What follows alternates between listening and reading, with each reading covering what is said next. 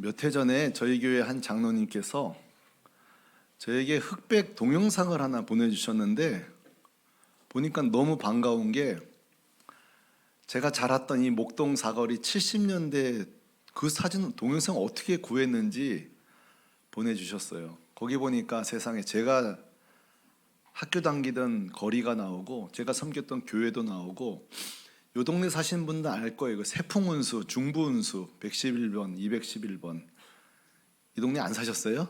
네. 그 운수 회사가 보이고 얼마나 반가운지 잠깐 과거로 제가 시간 여행을 갔다 온 것 같았어요. 근데 오늘 이 아침에 저도 여러분들을 좀 제가 과거로 시간 여행을 좀 모시고 갈 건데 생각보다 멀리 갈 거예요. 바로 AD 30년 그리고 AD 57년 그러니까 2000년 전으로 여러분을 지금 제가 모시고 갈 생각이에요.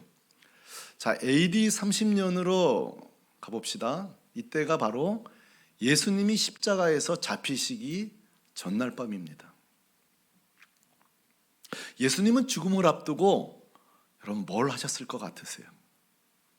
제가 최근에 읽은 책 저자 김세별이라는 사람이 쓴 떠난 후에 남긴 것들이라는 책이 있는데 저 책 한번 읽어볼 만해요. 저 김세별은 무슨 일을 하냐면 현재 25년째 친척도 가족도 없이 사망한 자들의 집을 정리해주는 유품 관리사라는 직업이에요. 경찰이 와서 사망 진단하고 시신을 치우면 그때 가서부터 정부의 위탁을 받아서 이 집을 치우는 일이에요. 그런데 가보면 25년 동안 살펴보니까 마지막 죽기 전에 뭘 하다 죽는가 여러 가지 있겠지만 제일 많은 게 사랑하는 사람, 찾아오지 않는 가족들을 위해 편지를 쓰다가 돌아가신 분들이 참 많아요. 보내지도 못할. 자, 여러분이 묻겠습니다. 여러분은 나에게 삼겨진 시간이 일주일 아니 한 3일밖에 없다면 뭘 하시겠습니까? 한 번은 좀 생각해 볼 필요가 있어요. 가끔씩 제가 말씀드리잖아요. 내 남은 삶이 생각보다 짧을 수 있다. 항상 생각하셔야 돼요. 자, 예수님은 이건 아예 나를 받아 놓으신 거 아니에요? 십자가 지기 전날 밤 뭘 하셨을까? 마태복음 26장과 요한복음 13장과 누가복음 22장을 정리해 보니 세 가지를 하셨더라고요. 첫째, 제자들의 발을 씻기셨습니다. 둘째, 식사하셨어요. 셋째, 오늘 우리가 하려는 성찬식을 거행하셨습니다. 그러면 요한복음 13장을 보니까 발을 제자들의 난데없이 발을 씻기시면서 이렇게 말씀하십니다. 12절 말씀에 그들의 발을 씻기신 후에 옷을 입으시고 다시 앉아 그들에게 이르시되 내가 너에게 행한 것을 너희가 아느냐? 다 이게 왜 이러시나 이렇게 갸우뚱할 때 14절에 예수님이 명백하게 이 행위에 대한 이유를 말씀하시는데 자, 우리 조금 큰 소리로 다 같이 읽어봅시다. 시작. 내가 주와 또는 선생이 되어 너희 발을 씻었으니 너희도 서로 발을 씻어주는 것이 옳으니라. 아멘. 첫째는 발 씻음이에요. 그러면 예수님의 의도는 무엇일까요? 죽음을 앞두고 한가롭게 하신 건 아닐 거 아니에요. 이거는 매우 상징적이고 의도적인 거예요. 그게 무엇입니까? 앞으로 오고 가는 교회와 성도들의 삶의 태도가 이래야 된다는 거예요. 우리 샘물교회 성도들이 이렇게 사셔야 된다는 거예요. 뭐예요? 섬기는 자가 되라는 거예요. 따라합시다. 섬기는 자가 되라. 자, 앞뒤좌우로 섬기는 자가 됩시다. 죄송하지만 이건 선택이 아니에요. 우리의 주와 구세주 되신 주님이 앞으로 이렇게 살라고 삶으로 보여주신 거예요. 두 번째로 마태복음 26장 18절입니다. 식사하셨어요. 이르시되 성은 아무에게 가서 이르되 선생님 말씀이 내 때가 가까웠으니 십자가예요. 내 제자들과 함께 유월절을 내 집에서 지키겠다 하시더라 하라 하시니 그러고 죽음을 앞두고 식사를 하셨어요. 그런데 이게 보니 한가로운 식사가 아니라 유월절 식사예요. 여러분, 유월절 식사가 뭐죠? 애굽에서 구원받아 나온 그 구원의 기쁨. 그냥 식사가 아니에요. 구원의 기쁨. 그리고 늘 종이었다가 이제 뭐가 된 거예요? 자유인이 된 거예요. 그래서 이 유월절 식사는 두 가지예요. 구원의 기쁨, 자유의 기쁨. 따라합시다. 구원의 기쁨, 자유의 기쁨. 그래서 이런 그림 보신 적 있어요? 굉장히 버릇없죠. 저 자세를 봐요. 지금 저기 예수님 앞에서 지금 자세가 어때요? 비스듬하게. 근데 예수님도 할 말이 없어요. 예수님도 저렇게 비스듬하게. 지금 저 약속이나 한 듯이 저러고 있죠? 약속한 게 맞아요. 왜 저렇게 유대인의 유월절 식사법은 저렇게 비스듬히 앉을까요? 다 허리 디스크가 있어서? 그게 아니에요. 저 비스듬히 앉는다는 행위는 바로 내가 이제 종이 아니라 자유자, 아버지 식탁에 앉아 있다는 거예요. 할렐루야. 주님의 식탁이, 내가 이제 종이 아니라 자유자가 됐다는 거예요. 그러나 오늘 이 시간에 저렇게 앉는 것은 곤란합니다. 우리가 이 시간에 이 식사를 통해 우리가 깨닫는 건 뭘까요? 주님의 의도는 뭘까요? 이 식사를 통해 구원을 기뻐하고 자유를 기뻐하고 또 한 가지 중요한 게 있어요. 뭐죠? 여러분, 식사, 누군가를 초대해서 식사를 함께, 그건 뭐예요? 내가 그 사람을 향해 내 마음을 열겠다는 거예요. 제가 몽골에 몇 번은 갔는데 몇 번 갔으니까 같은 전도 대상자 집을 몇 번 간 거예요. 첫 번째는 문전박대예요. 오지도 않아요. 근데 나중에는요, 문을 열어줘요. 함께 식사해요. 저한테 마유주라고 또 말수를 줘요. 근데 먹어보면 그냥 우리 음료수 같아요. 그리고 나한테 막 씨름을 하자 그래. 제가 등치가 있으니까. 내가 너와 나랑 벗이라는 거예요. 우정이 있다는 거예요. 여러분, 이런 행위가 뭐예요? 내가 너를 한 가족으로 받아들이겠다. 자, 예수님의 의도는 뭐죠? 이 애찬, 이 식사는, 유월절 식사는 우리가 그리스도 안의 한 공동체라는 거예요. 이것은 오늘날 오고 가는 모든 교회는 이런 교회가 되어야 된다는 거예요. 가족 공동체. 할렐루야. 마지막으로 성찬식을 거행하는데 이날은 좀 달라요. 보통 그냥 떡, 포도주 원하는 대로 이렇게 먹는 식사인데 이날만큼은 주님이 그렇게 하지 않으세요. 중간중간에 빵을 뜯어요. 이거 진짜 빵입니다, 여러분. 빵을 쪼개서 1부 때는 2부 써야 되니까 안 쪼개는데 여러분은 이제 1부 때는 좀 미안해요. 이게 실감나게 못해가지고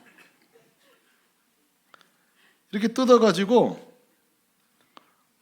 주면 좋겠는데 이게 계속 자르시네. 그래서 말씀하세요. 19절입니다. 또 떡을 가져 감사기도 하시고 떼어 그들에게 주시며 이르시되 이것은 너희를 위하여 주는 뭐라고요? 내 몸이라. 한 번도 이렇게 말씀하신 적이 없었거든요. 너희가 이를 행하여 나를 기념하라 하시고, 그러고 나서 다시 잔을 드시면서 20절에 이렇게 말씀하십니다. 다 같이 시작.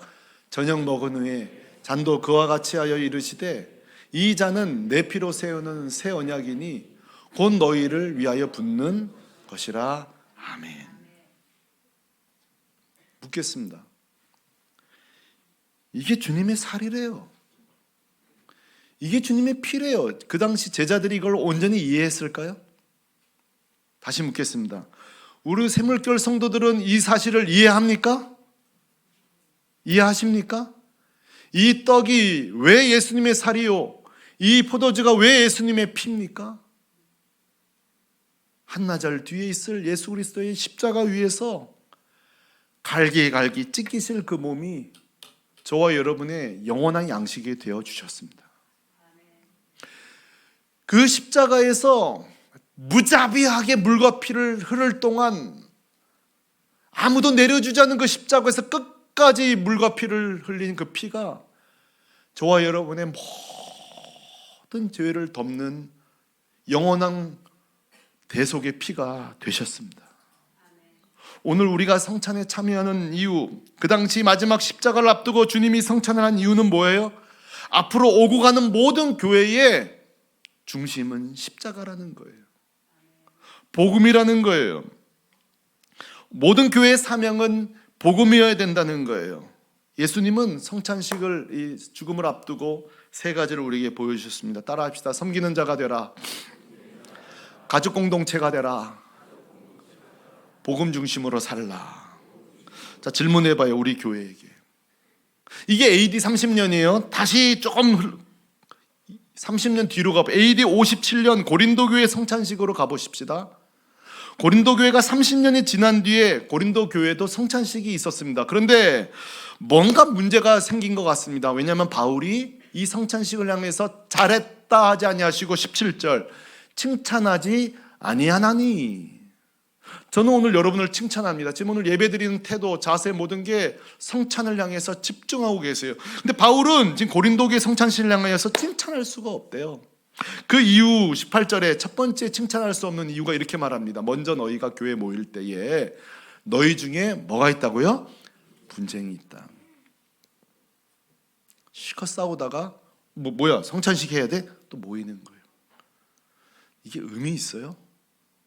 이게 의미 있습니까, 성도 여러분? 둘째 21절 희한한 일이 또 벌어집니다. 이는 먹을 때에 각각 자기의 만찬을 먼저 갖다 먹음으로 어떤 사람은 뭐하고요? 시장하고 어떤 사람은 뭐라고요? 취함이라. 우리는 이따가 하겠지만 같이 먹고 같이 마십니다. 그건 뭐예요? 우리가 한 피 바다 한 형제란 뜻이에요. 할렐루야. 근데 여러분 고린도 교회는 보세요.